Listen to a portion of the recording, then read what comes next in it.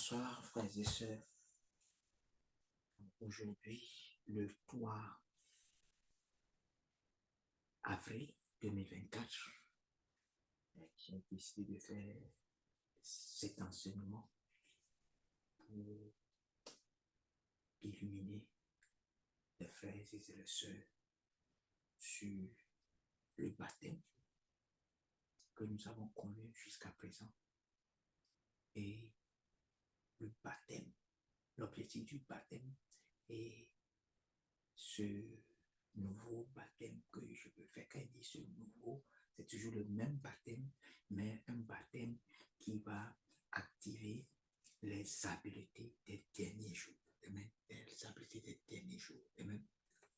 Donc, premièrement, il nous faut comprendre la vraie signification du baptême. Donc, je prends en Matthieu 28, versets 18 à 20. Il dit, Jésus s'approcha et leur dit, tout pouvoir m'a été donné dans le ciel et sur la terre. Allez donc, faites de toutes les nations des disciples, baptisez-les au nom du Père, du Fils et du Saint-Esprit, et enseignez-leur à mettre en pratique tout ce que je vous ai prescrit. Et moi, je suis avec vous tous les jours jusqu'à la fin du monde. Jusqu'à la fin du monde. Donc, si il dit ça, il faut que nous comprenions deux choses, deux mots.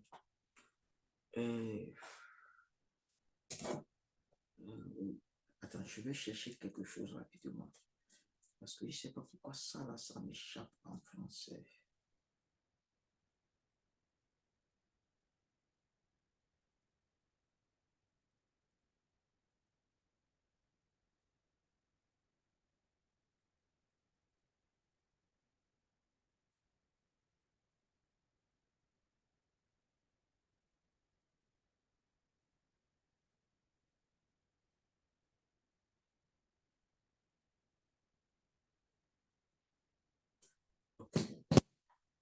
Donc, je veux dire baptiser. Baptiser veut dire immerso. En grec, c'est immerso. Immerso. Immerso qui veut dire, baptizo. Baptizo. En grec, c'est baptizo. Baptizo qui veut dire immerser. Maintenant, quand on parle de immerser, donc on immerse dans l'eau.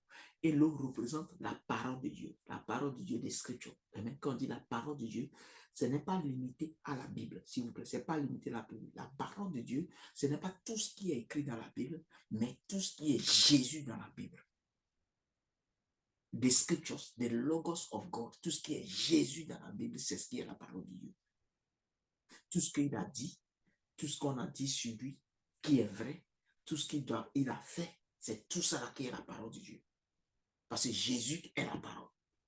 Maintenant, si on dit Hérode a tué les enfants, ou bien quelqu'un a fait une mauvaise chose dans la Bible, ça, on ne peut pas l'appeler la parole de Dieu. Je ne sais pas si nous comprenons. On ne peut pas l'appeler la parole de Dieu. Ok. Donc, immerso dans la parole. Amen. Donc, Jésus, quand il est venu, il était un homme. On l'appelle fils de Dieu. Donc, si immerso veut dire nous immerser. Amen. Amen. Il dit au nom du Père, du Fils et du Saint-Esprit. Maintenant, le nom ici, ce n'est pas de faire de la part de Dieu, de la part du Saint-Esprit et de la part du Père. C'est de faire dans l'objectif, c'est-à-dire dans l'objectif de Dieu. C'est-à-dire, qu'est-ce que le Père est? Qu'est-ce que le Père est? Qu'est-ce que le Fils est? Qu'est-ce que le Saint-Esprit est? Il faut immerser dans cette réalité. Ok, il faut immerser dans cette. Et vous allez voir qu'il y a des gens, ils sont chrétiens, ils ne sont même pas baptisés. Et il y a d'autres qui sont chrétiens, ils ont été baptisés, mais ceux qui ne sont pas baptisés ont une meilleure vie chrétienne par rapport à des gens qui sont baptisés. Il y a des gens aussi qui sont baptisés. Donc, c'est un acte prophétique. Et ce que cet acte prophétique représente, c'est ce dont je suis en train de parler aujourd'hui. Bon, maintenant, il a dit, enseignez-leur. Pour dire que c'est l'enseignement veut dire aussi ce baptême. Enseignez-leur à mettre en pratique tout ce que je vous ai prescrit.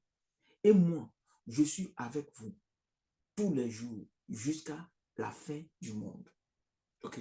Tous les jours jusqu'à la fin du monde. Donc, nous devons être immersés dans la parole de Dieu, dans le Logos, qui est la parole de Dieu, le Logos, la parole, Jésus, oui, c'est ça, la parole de Dieu, qui est Jésus, le Logos, the Scripture of God. Ah, Scripture, c'est en anglais, sorry. La parole de Dieu, amen. La parole de Dieu, au point où nous connaissons toutes les réalités du Père, les réalités du Fils et les réalités du Saint-Esprit. Donc, tu ne peux pas dire que Jésus ne connaît pas très bien le Père, ne connaît pas tout du Père et ne connaît pas tout du Saint-Esprit. Donc, toi, tu dois connaître tout de Jésus, tout du Père et tout du Saint-Esprit. Maintenant, pour connaître ça, il faut que nous soyons immersés dans leur réalité. Amen. Et maintenant, Paul l'a expliqué un peu, amen, à travers Romains 6, verset 4 à 9. Il dit, par le baptême, en sa mort, nous avons été ensevelis avec lui afin que, comme Christ est ressuscité par la gloire du Père, de même nous aussi, nous menions une vie nouvelle.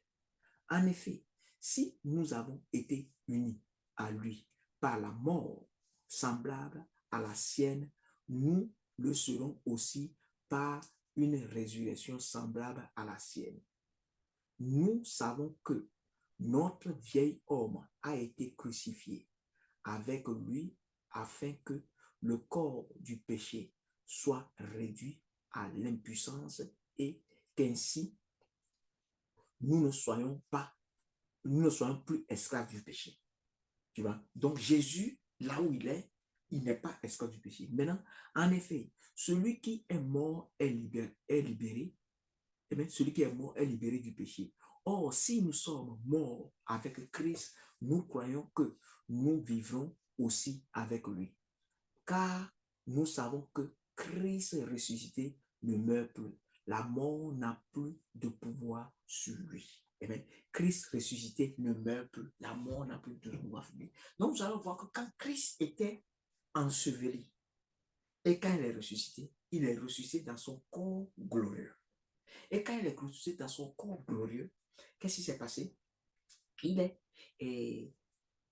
il partait chez les gens, okay, quand il partait chez les apôtres pour manger avec eux, tout ça là, et montrer à Thomas que voilà les plaies, tout ça là, il avait son corps, mais, c'est-à-dire, il avait sa peau tout sur lui, mais à l'intérieur, c'était que de la lumière. Ok? C'était que de la lumière, parce que le corps glorieux n'a pas comment appelle-t-on? N'a pas de muscles, et même de chair à l'intérieur. Ce n'est que de la lumière. Et même, donc, la mort n'a plus de pouvoir sur lui. Mais les chrétiens baptisés continuent pas à mourir.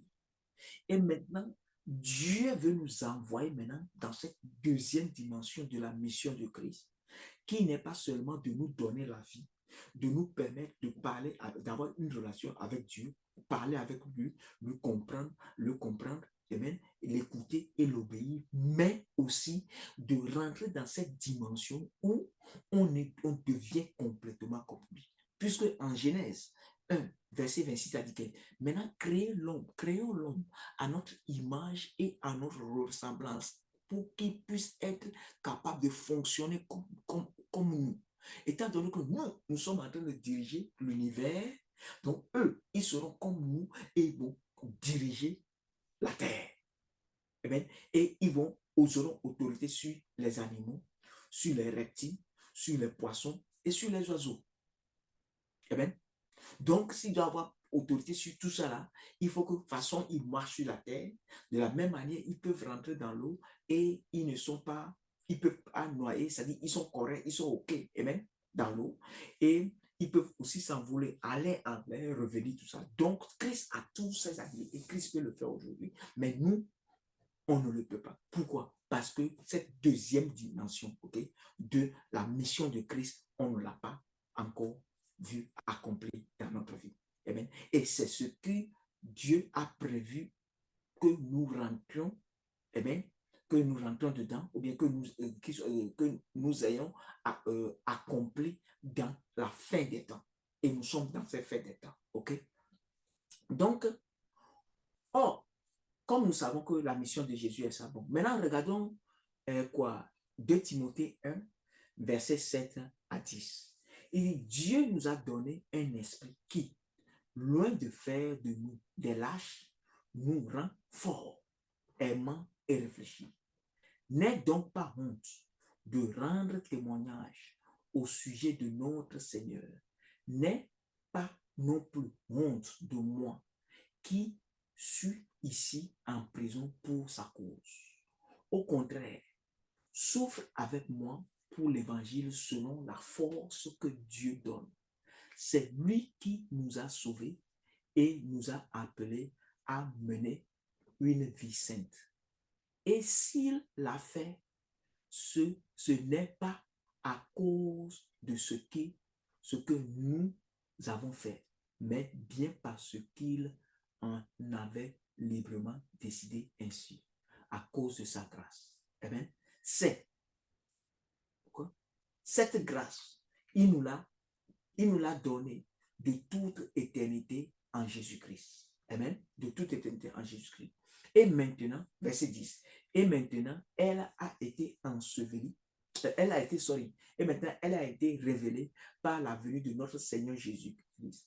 Il a brisé la puissance de la mort. Il a fait quoi? Briser la puissance de la mort et par l'évangile, c'est-à-dire, et par l'évangile, a fait resplendir la lumière de la vie et de l'immortalité. Donc, par l'évangile, à travers l'évangile, nous devons avoir la vie et nous devons avoir l'immortalité. Mais jusqu'à présent, l'Église a réussi à avoir la vie. Bon, mais il y a des gens que au moins, il y a une personne que je connais personnellement qui a eu l'immortalité. Aujourd'hui, elle est partie entre 2018, elle est partie. Elle a été transfigurée, elle est partie. Parce que c'est quelqu'un qui était rentré d'abord dans la 3e dimension de l'intimité de Dieu. Donc, quand il y avait la guerre en Syrie, elle pouvait disparaître ici. Elle est en Syrie, elle est en Chine, elle va tout ça là avec Dieu, avec tout son corps. Elle va, quand elle va, elle cause avec, elle évangélise les gens. C'est-à-dire, Dieu lui montre des choses. Elle fait, c'est-à-dire, Jésus l'amène pour aller faire des choses. Tu vois. Et quand elle va là-bas, elle peut parler n'importe quelle langue. Elle peut parler n'importe quelle langue. Maintenant, quand elle est rentrée dans la 4e dimension de l'intimité, qui est la transfiguration, dès qu'elle est rentrée dedans, elle est partie. Tu vois? Donc, nous devons travailler pour rentrer, parce que la plupart des gens dans l'église sont dans la 1re dimension, qui est comprendre le Saint-Esprit, écouter, Maintenant, dans la 2e dimension, Dieu commence par t'envoyer dans le monde spirituel pour faire des choses avec toi, pour te montrer des choses, et toi, tu deviens un témoin pour faire ces genres de choses. Maintenant, la 3e dimension, ce n'est plus ton âme qui va avec le Seigneur, mais tout ton corps disparaît, il va. Hein, tout ton corps disparaît, il va. Et maintenant, c'est dans la 4e dimension qu'on est complètement transfiguré. Bon, maintenant, quand je lis verset 7 qui dit, Dieu ne nous a pas donné un esprit de timidité, un esprit de timidité, mais de force, d'amour et de sagesse. Ok? Bon, ça veut dire quoi? Quand on rentre dans la 4e dimension, quand je prends les 7 dimensions pour les 7 dimensions, bien les 7 étapes, bien les 7 domaines qu'il faut passer pour devenir exactement comme Christ est aujourd'hui. La première dimension, bien la première étape, domaine, est quoi? Le domaine de la distraction. Ou quand beaucoup de chrétiens sont là, quand tu es en train de prier, ta tête va ici, ta tête va ici, ta tête va ici. L'ennemi continue par te distraire, donc tu ne peux pas te focaliser. Dans la 2e dimension, quand tu veux prier, tu es focalisé. Ton cœur et ta tête, et ton cœur et ta pensée sont un, et sont focalisés sur Dieu. Maintenant, quand ça continue, ça rentre dans une 3e dimension, et qui est la dimension où tu commences à groan. Amen. Groan, ok? Oh, comment c'est en anglais? Des gémissements, oui. Excusez-moi, pas faire des gémissements.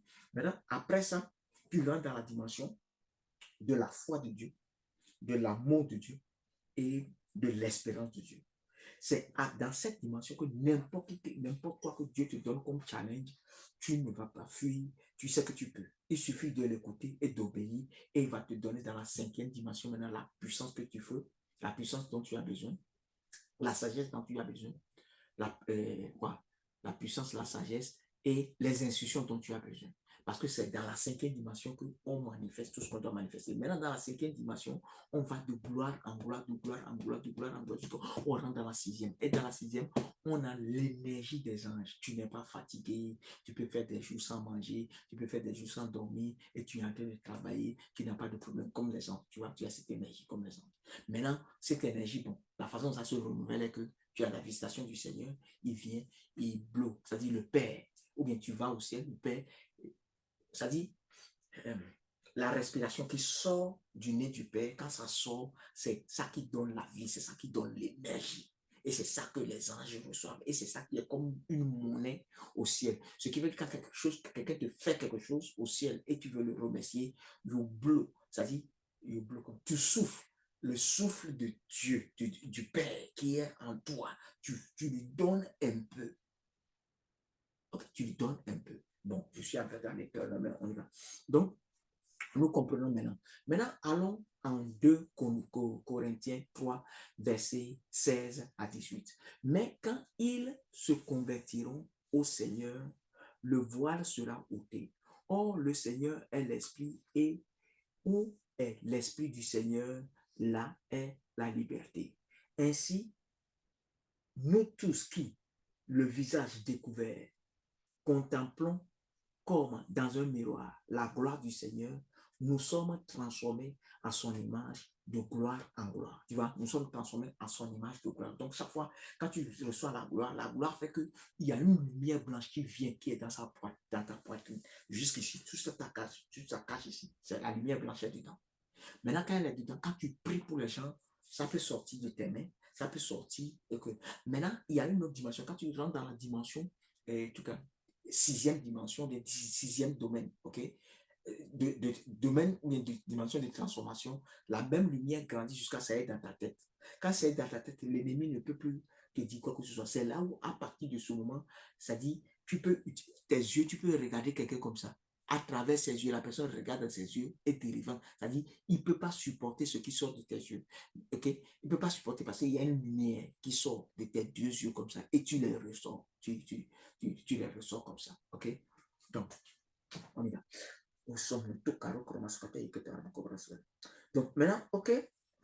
Et de gloire, moi, je l'ai lu. Donc, quelqu'un peut me demander de quelle autorité je veux commencer à faire ce type de baptême, c'est-à-dire le baptême pour que les gens puissent avoir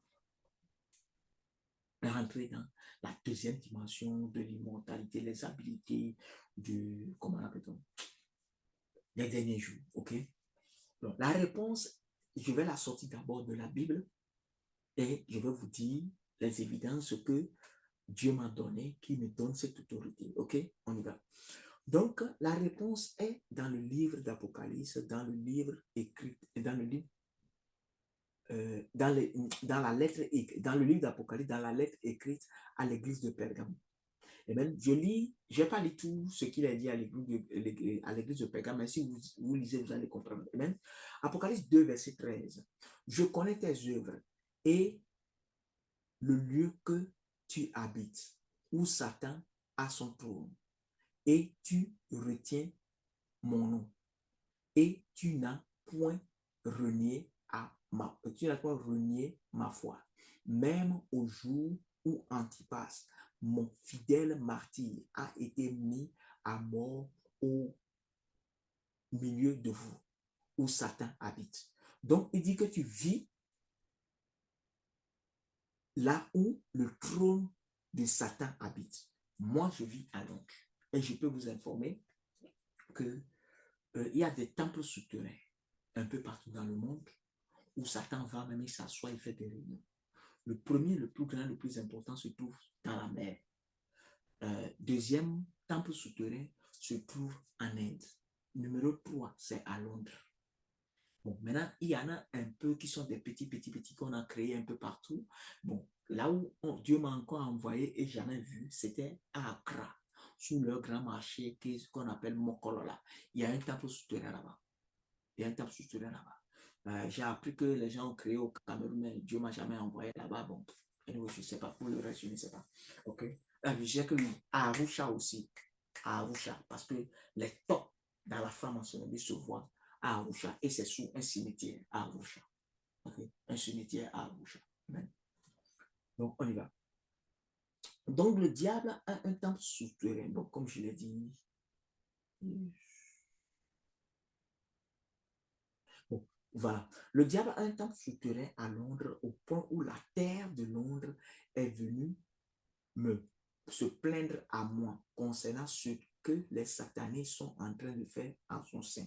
Ça, je me rappelle, je me rappelle pas trop, je dois checker les vidéos, checker mes notes pour savoir. Je ne sais pas si c'est 2010 ou bien 2019, je ne sais pas.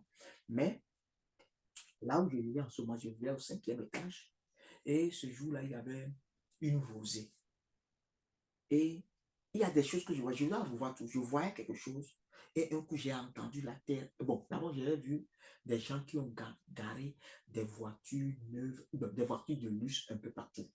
Et maintenant, ils sont partis quelque part. Quand ils sont partis sous la terre, ils sont en train de faire les choses.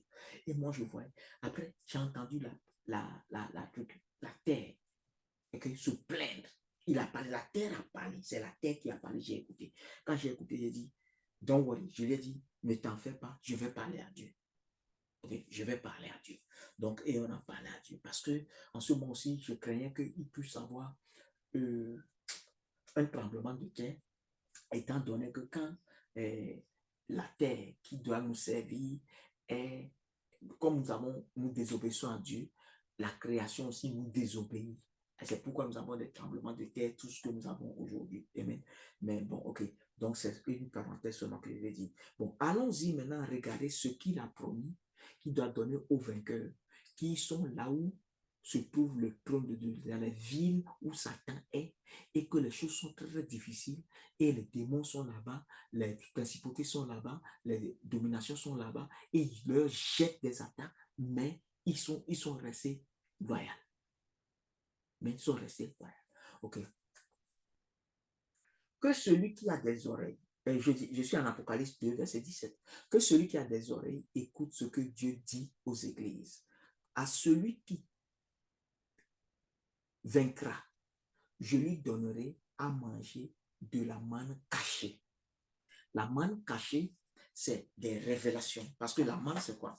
La manne, c'est la nourriture que Dieu a donnée, qui venait du ciel directement pour les Israélites. Donc la manne cachée, c'est ce que les dieux, qui sont des révélations cachées, qui sont réservées pour les derniers, ce que Dieu donne à ceux qui ont vaincu. Amen. Ceux qui ont vaincu ce type d'attaque. Amen. Dieu leur donne. Amen. Et je lui donnerai un caillou blanc. Bon, ici, on dit un caillou blanc. Un caillou blanc. Et sur ce caillou sera écrit un nouveau nom. Et que personne ne connaît ce, un nouveau nom que personne ne connaît que celui qui le reçoit. Bon, donc, le caillou représente le cœur ici. Et je me rappelle un jour où j'étais là, puisque je prie beaucoup, je passe tout le temps mon temps avec Dieu. Donc le Seigneur Jésus est venu un jour, il a ouvert ma poitrine comme ça, il a pris mon cœur, et bien il a pris mon cœur, il a enlevé. Quand il a enlevé, il a mis la main dans lui-même sa poitrine, il a pris son cœur et il a mis dans ma poitrine. Ok. Bon, maintenant, un autre jour, j'étais là en train de prier, et qu'est-ce qui s'est passé? La deuxième phase, le nom là, je vois une lumière blanche. Je vais vous montrer la lumière dessus. Je vois une lumière blanche qui venait du ciel et qui était, bim, grand, et très intense sur moi dans mon salon. Puisque moi, j'ai quitté ma femme dans la chambre chaque fois pour venir prier au salon. Donc, quand j'ai vu ça, j'ai entendu Josué. Josué. Quand j'ai entendu Josué, Kenneth Zumavo. J'étais, hein? Donc, j'ai compris que, ok, il m'appelle parce que Josué, sa mission, c'est d'envoyer les enfants d'Israël dans la terre promise. Amen. C'était d'envoyer les enfants d'Israël dans la terre promise. Donc, il veut que, à travers moi, il veut amener l'Église dans sa terre promise, où les gens seront transfigurés. Amen. Les gens vont avoir la plénitude de Dieu, de Christ, la plénitude de Christ. Et la plénitude de Christ, c'est dire, tu ne mourras plus au fait. Parce que Christ a vaincu la mort et toi aussi, tu vas arriver au niveau où tu vaincras la mort. Amen. Et ce qui fait que au jour d'aujourd'hui, bon, il m'arrive souvent d'attraper la mort, de détruire la mort, d'empêcher la mort, même, bon, plein de choses, ok? Donc, on y va. Ok. Donc, je vais vous montrer cette évidence. Ok. Again.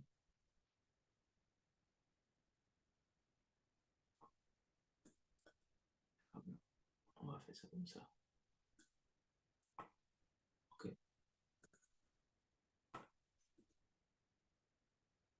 Ok. Vous voyez, la première personne, comme c'était la mission sur ma vie, la première personne que je suis parti baptiser, quand je baptisais la personne, cette lumière est venue le jour du baptême. Et c'était sur moi. Quand c'était sur moi, je peux vous dire la vérité, c'est comme si j'allais m'exploser. Et certaines personnes aussi, quand je les prends actuellement dans mes bras comme ça, c'est comme s'ils vont s'exploser. Pourquoi? Cette lumière est actuellement en moi. Amen. Comme si ça allait s'exploser. Donc, quand c'était venu comme ça, donc, qu'est-ce qui s'est passé? Et, était là, ok? Et qu'est-ce qui s'est passé?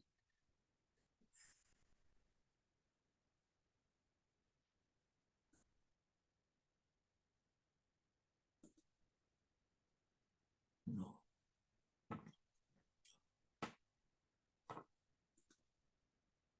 Ok. Maintenant, quand j'ai mis la personne dans l'eau, ok, quand j'ai mis la personne dans l'eau, voilà ce qui s'est passé. La lumière est venue comme ça pour confirmer le baptême. Amen. Pour confirmer. Amen. Maintenant, cette personne, c'est quelqu'un qui avait accepté Jésus déjà dans une église que les gens, on appelait église universelle, mais aujourd'hui, ils ont changé de nom. Et, et il a été même baptisé là-bas. Donc, c'était son deuxième baptême comme ça que j'étais en train de faire. Amen. C'était son deuxième baptême. Donc, et ce truc est venu. Et même le jour où il est venu, et il me parlait de tous ses problèmes. Pourquoi? C'est quelqu'un qui était, quand il était né, il était petit, et c'est un Congolais. Il y a un grand-père qui était dans sa famille, qui était le chef de tous les sorciers de la zone, dans sa zone au Congo là-bas. Donc le sorcier et le grand-père a mis quelque chose sur lui pour le choisir. Puisqu'il a vu l'étoile de l'enfant, pour le choisir, pour le remplacer pendant que, pour devenir le chef de tous les sorciers. Maintenant, quand lui, il était en train de grandir, il a donné sa vie à Jésus, il était en train de chercher Dieu. Elle était en train de chercher Dieu. Donc, tous les démons là étaient contre lui. Sa vie était autre chose, combat, tout toujours. Maintenant, le jour où on l'a mis dans l'eau, là, c'est tout. Quand la lumière est venue, il est sorti. Délivrance nette. C'est-à-dire, il n'y a plus un seul démon, il n'y avait plus rien, rien, rien.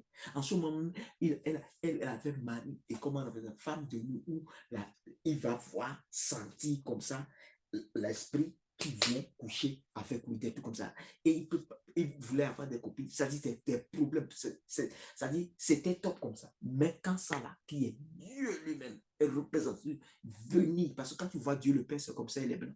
C'est comme ça, il est. Et quand tu vois Jésus ressuscité aussi, le Christ dans son corps glorieux, c'est comme ça, il est blanc.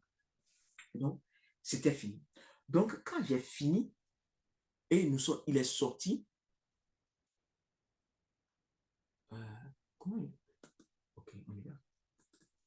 Quand je l'ai sorti de l'eau, voilà comment le Seigneur a confirmé et a donné. C'est-à-dire, le voilà ici, voilà la lumière sur lui. Pour dire quoi? Il faut immerser les gens dans la réalité du Père, du Fils et du Saint-Esprit jusqu'à ce qu'ils deviennent des hommes glorieux. Et c'est la mission qui m'a confiée. C'est la mission qui m'a confiée, qui est sur ma vie. Donc, si je veux faire ce baptême et amener les gens à être pas glorifié, mais pour recevoir, pour activer les habiletés des derniers jours. Tu vois, non? Donc, Dieu m'a donné tout ce qu'il faut pour le faire. C'est pourquoi, en ce moment, il me demande de venir faire ça. Amen. Et pour votre information, j'ai fait ce baptême que vous voyez ici il y a 21 ans.